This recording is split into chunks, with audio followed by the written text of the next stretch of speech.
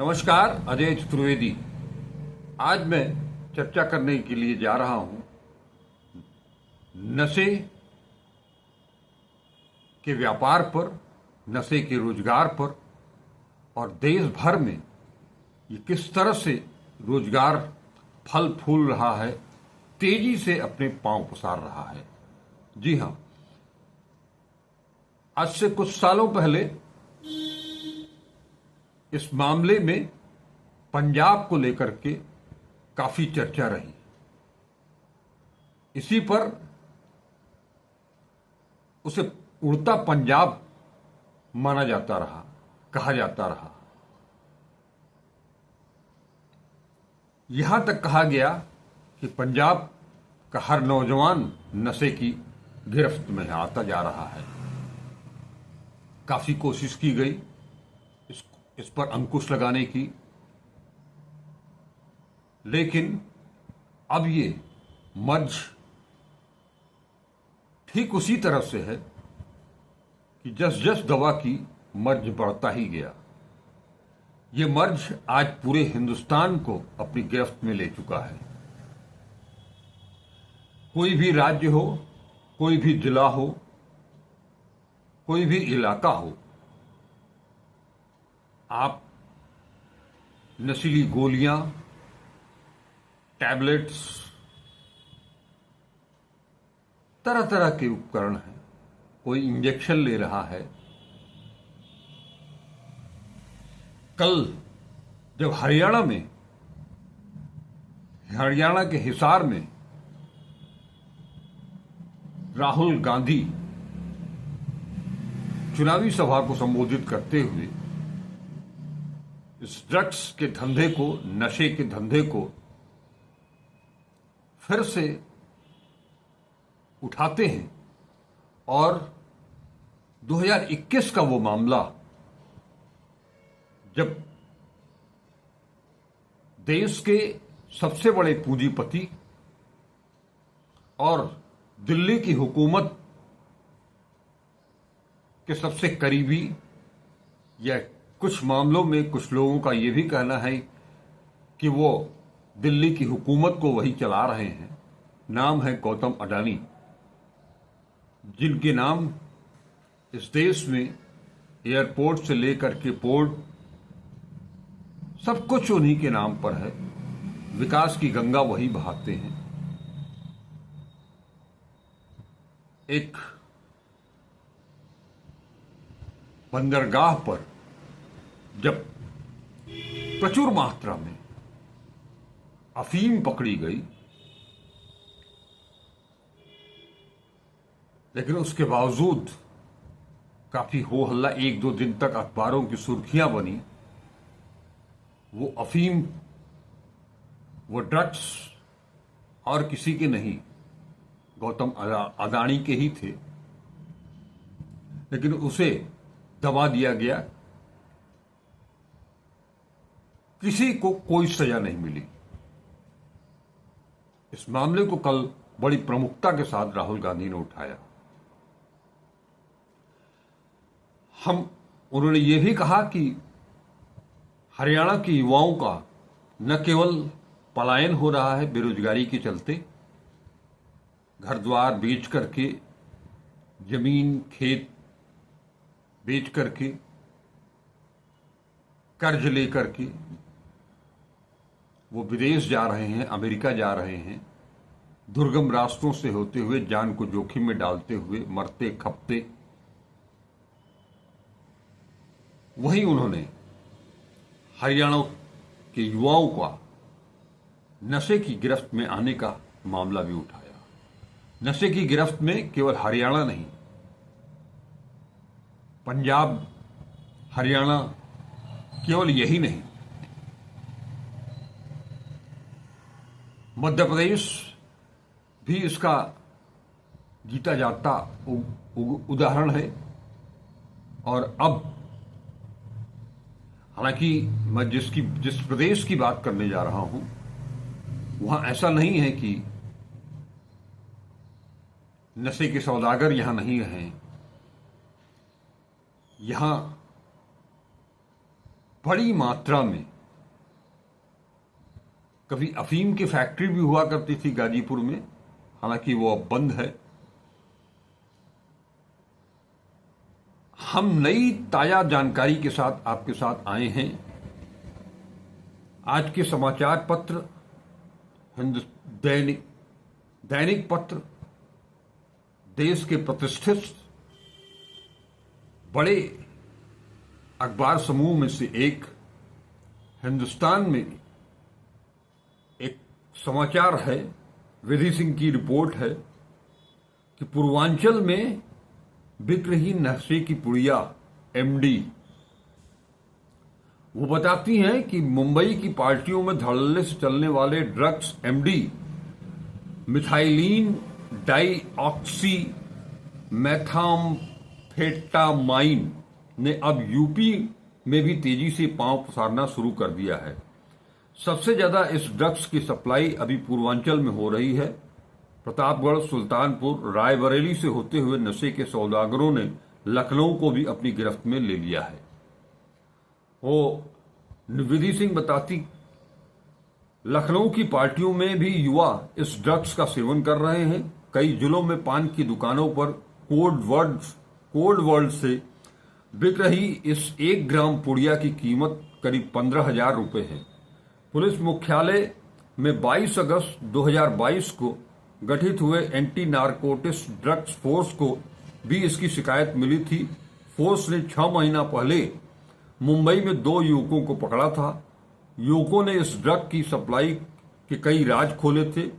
IG Abdul Hamid के नेतृत्व में इस फोर्स के 8 जिलों में खुले थानों की टीम इन सौदागरों का नेटवर्क तोड़ने में लगी है।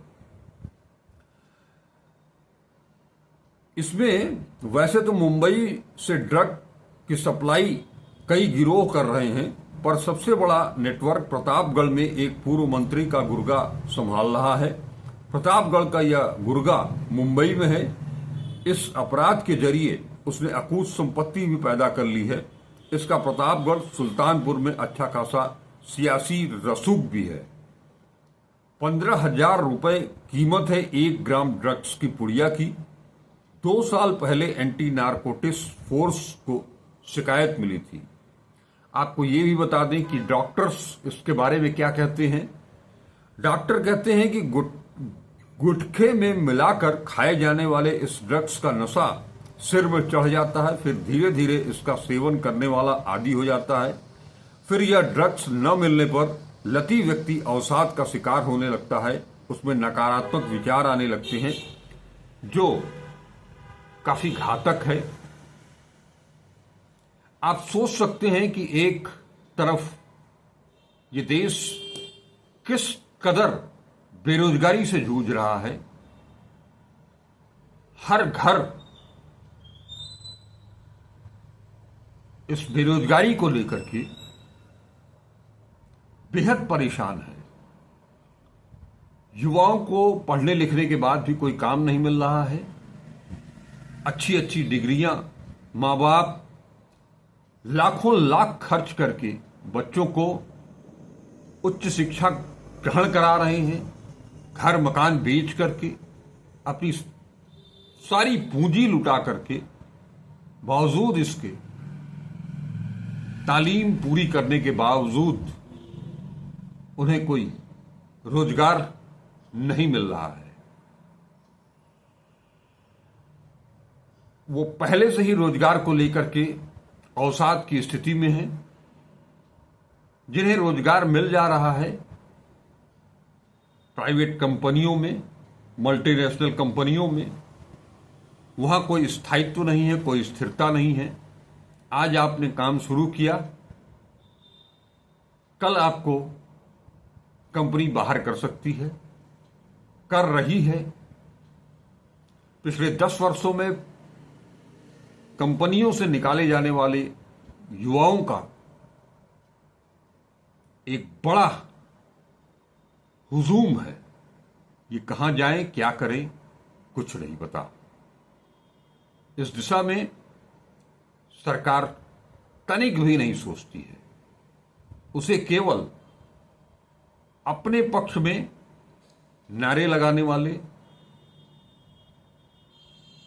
विपक्ष को ट्रोल करने वाले युवाओं की जरूरत है और वो इस धंधे में लगी हुई है।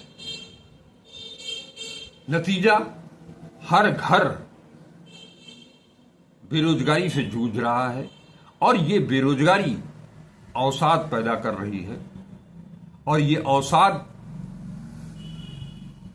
कुछ मनोवैज्ञानिकों का मानना है कि बेरोजगारी से जूझता युवक नशे की गिरफ्त में जा रहा है। डिप्रेशन और उसके बाद नशा, और उस नशे की हालत में ही, अवसाद की हालत में ही हाल के वर्षों में आत्महत्याएं बढ़ी हैं, युवाओं की आत्महत्याएं बढ़ी हैं। और आज इस पर कोई नकेल पकड़ने की, इस कारोबार से जुड़े हुए लोगों को सख्त से सख्त सजा दिलाने की कोशिश उस ढंग से दिखाई नहीं दे रही है जैसा कि होना चाहिए। अभी कुछ दिन पहले भी एक समाचार सुर्खियों में आया था कि पूर्वांचल में प्रतिबंधित गांजा वो भी गुमटियों में बिक रहा है। गांजा, अफीम, नशीले पदार्थ, गोलियां, एमडी की टैबलेट्स, और अब तो ये सब कुछ वैध तरीके से, अवैध तरीके से फैलता जा रहा है इसका जाल। जगह जगह हुक्का बार खुले हुए हैं जहां युवा युवतियां भारी संख्या में पहुंच रहे हैं और वो छल्ले उड़ाए जा रहे हैं। डीजे बज रहा है तेज आवाज में, नशे का कश लगाया जा रहा है और युवा उसी में डूब रहा है। क्या हम अपनी युवा शक्ति, जो दुनिया में सबसे मजबूत है आज हिंदुस्तान के पास, उसे बर्बाद होते ऐसे ही देखते रहेंगे?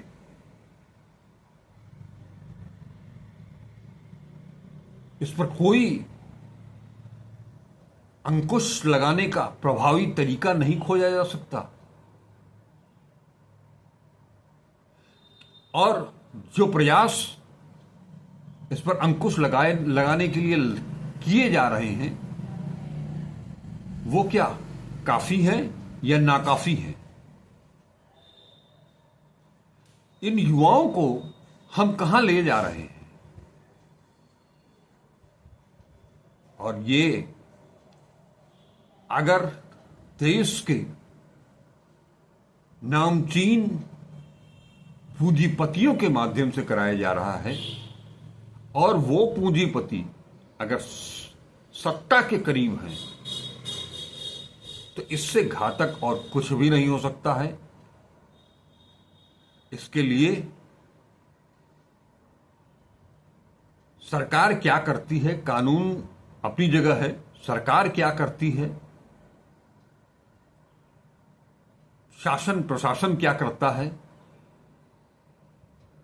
ये एक अलग मुद्दा है, प्रमुख मुद्दा है। लेकिन कुछ जो संवेदनशील लोग हैं, उन्हें इसके लिए आगे आना होगा कि इसके लिए जागरूकता फैलानी होगी। उन्हें बताना होगा कि नशे की लत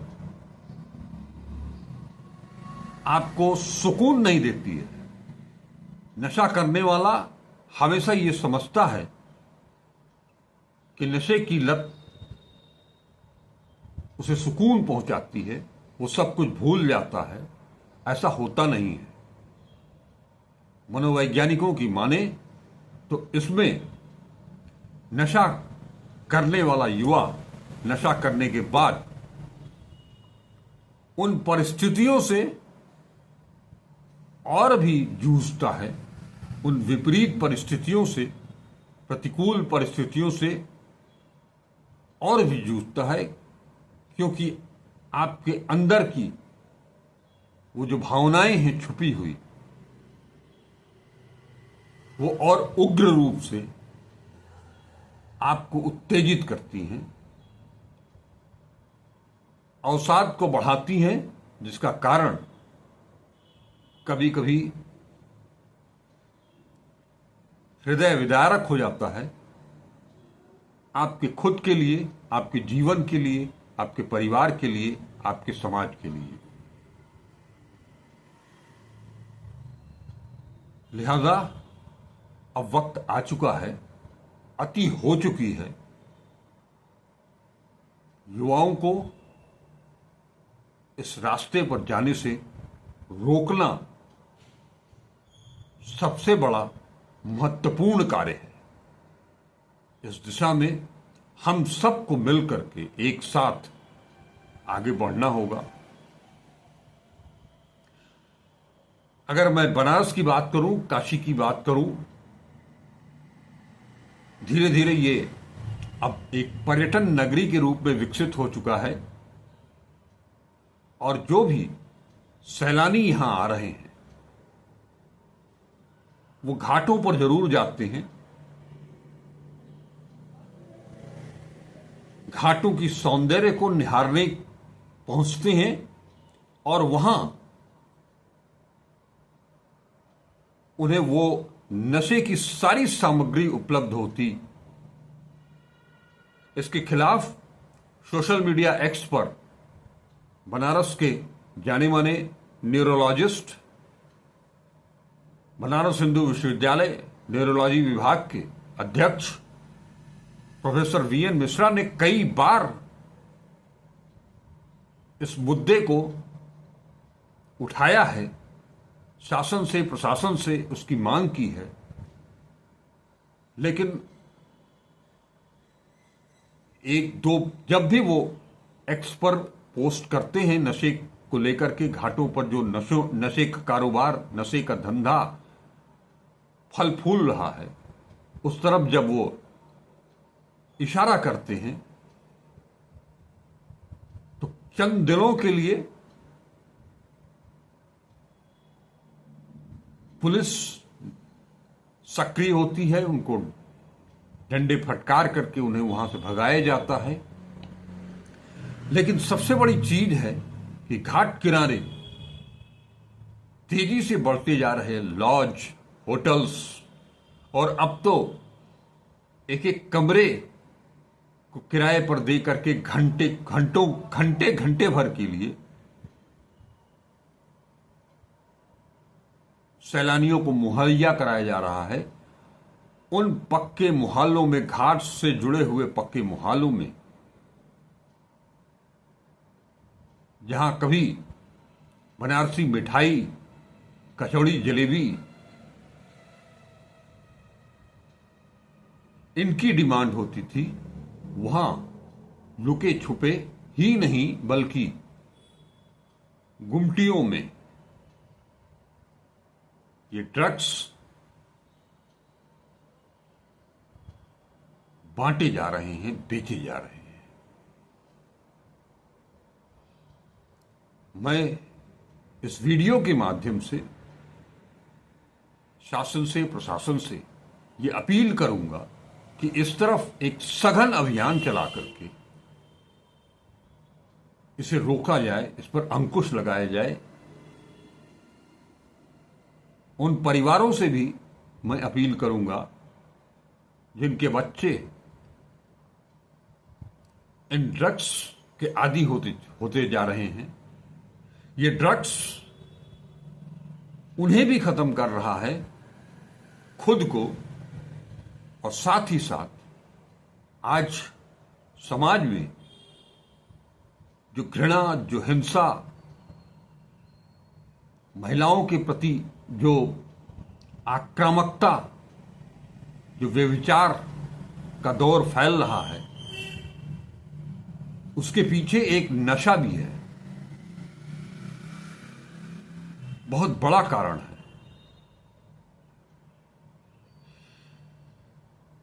कई फैक्टर इससे जुड़ रहे हैं।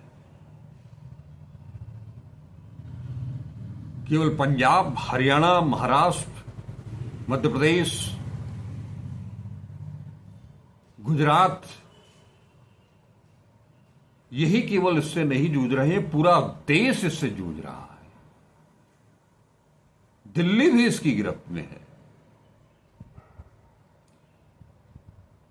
और अब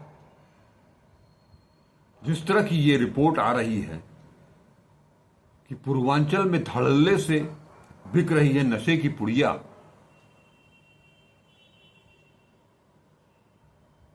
ये पूर्वांचल जहां सबसे ज्यादा गरीबी है,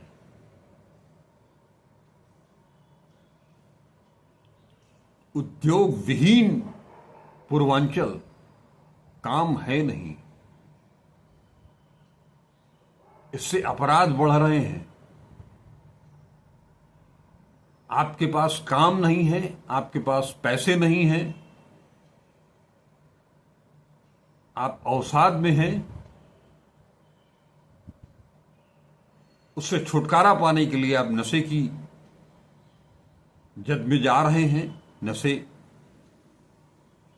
और ये इस नशे के लिए उस, जैसा कि बताया कि 15,000 रुपए कीमत है 1 ग्राम ड्रग्स की पुड़िया की। सोने के भाव उससे भी ज्यादा महंगा। चुटकी भर इस पुड़िया के लिए युवा अपराध की ओर अग्रसित हो रहे हैं। चोरी, छिनैती, डकैती, लूट, हत्या, ये जो अपराध बढ़ रहा है, इसके पीछे एक बड़ा कारण नशे का फलता फूलता कारोबार भी है। इस पर अगर अंकुश नहीं लगाया गया तो आने वाले दिन, आने वाला वक्त बहुत बुरा होने जा रहा है। समाज के हर तबके को आगे आना पड़ेगा, उन्हें इस पर अंकुश लगाना पड़ेगा, खुद आगे आना पड़ेगा। शासन प्रशासन पर दबाव बनाना पड़ेगा कि वो इन नशे के सौदागरों को सघन अभियान चला करके अपने कब्जे में ले, जेल के सीखों के पीछे भेजें, उन कारोबारियों को कड़ा से कड़ा दंड दिया जाए जो हमारी इस मजबूत युवा शक्ति को इस नकारात्मकता से बाहर ले आया जा सके। उन सौदागरों को जेल के सीखों में पहुंचाना पड़ेगा ताकि हम इस युवा शक्ति को बचा सकें, उस शक्ति को सकारात्मक दिशा में लगा सकें। नमस्कार, अजय चतुर्वेदी।